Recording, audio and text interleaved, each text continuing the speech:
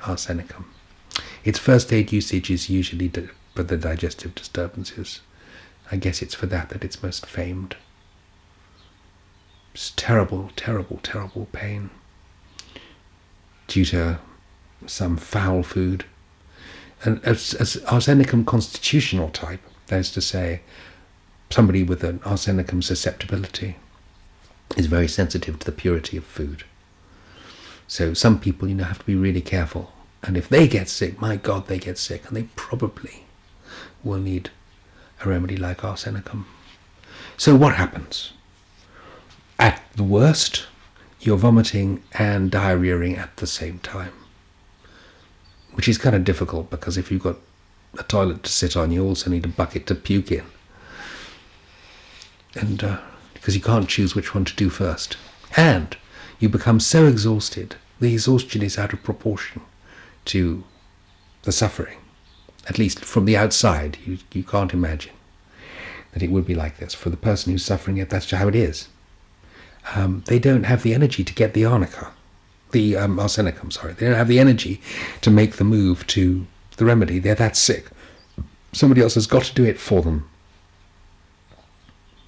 I mean, if you wake up in the night after having food poisoned yourself, and if you're in Arsenicum state, you might just, if you're lucky, make it to the bathroom. If you're lucky. You certainly haven't got the added energy to get the remedy. Anyway, you can't leave the bathroom because you're puking or diarrheaing. Bad situation. There's burning pain too, and you'd be very squirmy. That's another horrible thing. You haven't got the energy to get the remedy, but you want to squirm all the time because you're so restless internally. So you want to actually go from place to place because you don't want to remain any place for any length of time, but you haven't got the energy to do it. It often plays itself out in the mind. The mind just gets very squirmy too, about death. Aconite says, in 2 hours I'm going to be dead, and that's for sure. Arsenicum says, yeah, this is it. I'm so sick.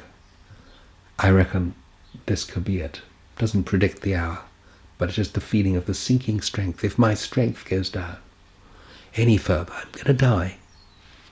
And there's, if it's the middle of the night, which is a bad time for Arsenicum, always worse at night, if there's no one around to look after you, that's it. What Arsenicum wants is somebody around to look after them because they feel unwell. What else can we say about Arsenicum? In the acute. No, that probably covers it for most acutes. Mostly the acutes will go there. The individual who needs Arsenicum at a, what we call the constitutional level is somebody who needs to control everything. They need to be in control of all the little details in order to keep the anxiety assuaged. They need to be in control. So they tend to be very tidy, meticulously careful about where things go, how they're arranged. Fastidious.